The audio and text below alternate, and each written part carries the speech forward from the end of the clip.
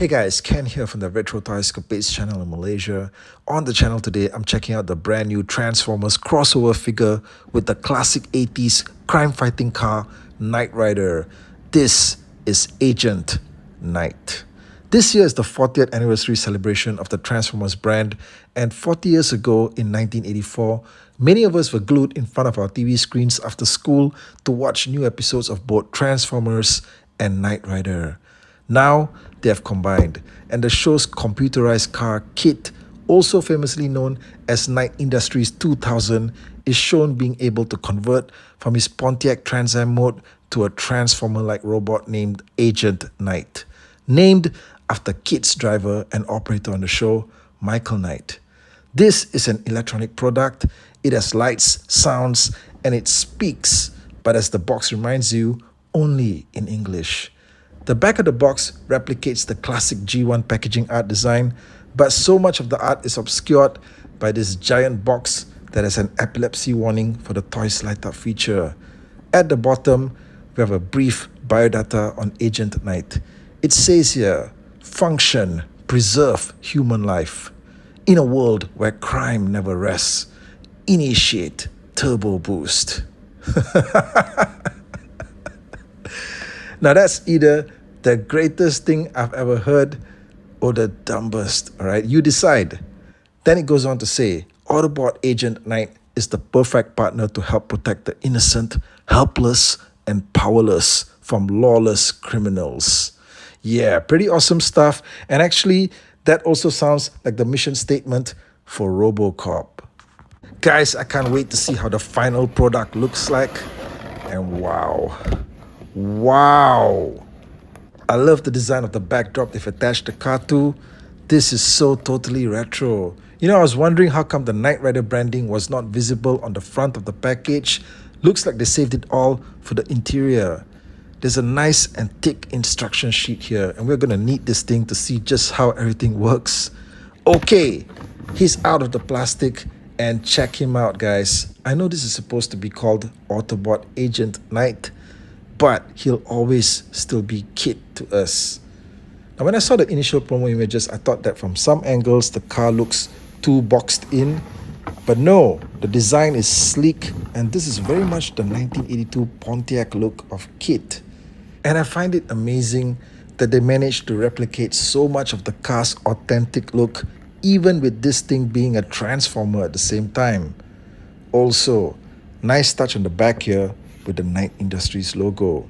Of course, this vehicle mode is not truly authentic to how KITT looked like on the classic TV show because he wasn't decked out with blue tinted windows. These windows are supposed to be clear, but I understand why they went with this color tone, as they had to make all of these robot parts that you see on the interior less visible. But you do wish that you could see KITT's light brown car seats in there instead. Now here's a look at the vehicle underside, and no surprises, all of the robot bits are stashed away here, including, spoiler alert, his robot head.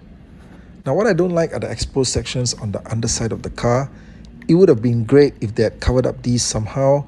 As it is, you see these parts even from above, and it does look unsightly and breaks the illusion of this being a fully formed vehicle.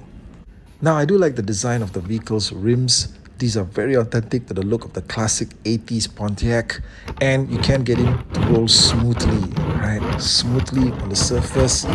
But I do wish that they had gone with rubber tires instead of plastic. I mean, this is a pretty premium product, and with the surcharge on the pricing, I would have thought that the inclusion of rubber tires would have been a nice bonus, and it would have made the vehicle function a whole lot smoother.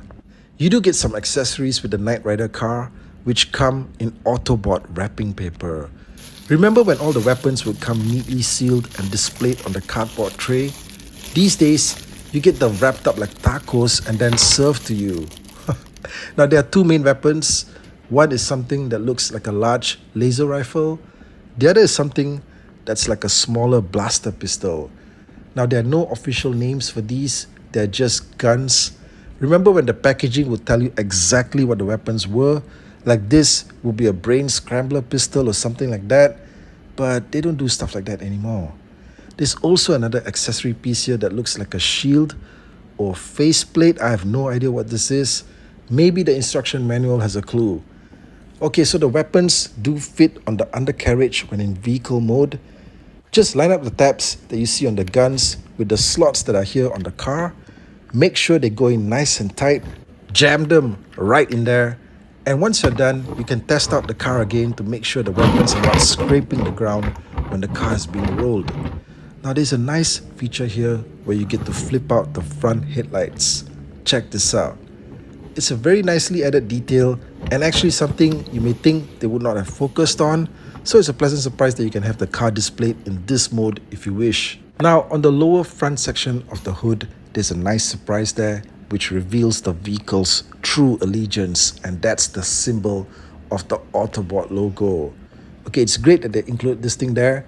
However, this is part of an extension in the front here that sort of takes away from the original look of the Pontiac Trans Am, and that's why the front section of the vehicle also looks a little bit bulkier, especially when you view it from the side.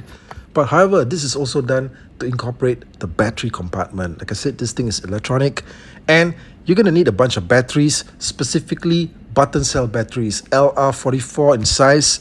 You're going to need 3 of them. And what's annoying is that these are probably not the kind of batteries that you have lying around the house. You're probably going to need to head down to the store to get them. And remember when, toys like these used to come with the batteries included? They don't do stuff like that anymore. Press the square button on the hood to activate the electronics. Let's see what happens.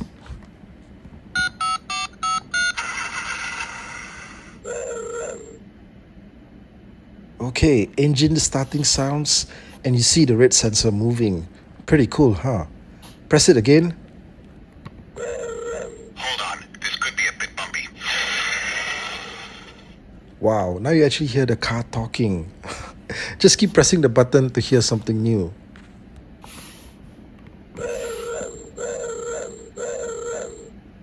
That was awesome. A longer sequence of the red sensor moving and with sounds. Let's go again. Wow, that sounded like the turbo boost being initiated. Are you sure this is the right way? Very well. The car seems lost. I wonder who actually chose the final mix of audio clips to be included. Thank you, sir. You know what? The car was always very polite on the TV show. I am the voice of Night Industry 2000's microprocessor, KITT for easy reference. KITT if you prefer. You guys heard that? Even though the robot is called Agent Knight, the car still officially identifies itself by the name that we've always known it as. KITT.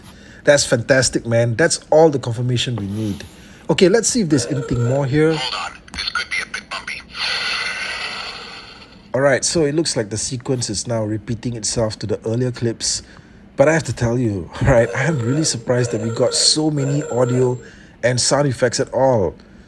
Guys, you know what? This is a fantastic package. If you've been collecting Transformers toys, you'll know that Hasbro pretty much phased out all the electronics in their standard regular releases sometime like about 10 years ago or so. I think basically around the time the Dark of the Moon came out. They just stopped putting in electronics in almost all of the Deluxe and Voyager class figures, in fact the majority of all of the Transformers products. But now, with KITT being a talking car, it pretty much gives them an excuse to bring all of this stuff back. Okay, so you're getting lights, sounds, and dialogue. Okay guys, here's something that I discovered by accident. If you leave the car idle without pressing any further buttons, KITT will eventually have one final statement to make. Wait for it.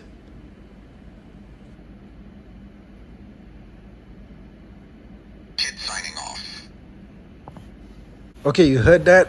That was a very cool sign off and sort of a hidden special feature which in a way also serves to tell you that the car is winding down its electronics. Now I'll be wrapping up part 1 of this video where I wanted to take a close-up look at the KITT car mode and share it with you guys. In part 2, I'll transform him to robot mode and we'll talk about how that goes. In the meantime, if you like this video, do support it by leaving a like and a comment, subscribe to the channel, and if you'd like to further support what I do here, join up as a member of the Retro Toys Page channel and get access to bonus features. Read all about it in the description box. By the way, the cardboard layout on the interior makes for a great backdrop display. Thanks for watching, and I'll catch all of you again real soon with more content right here.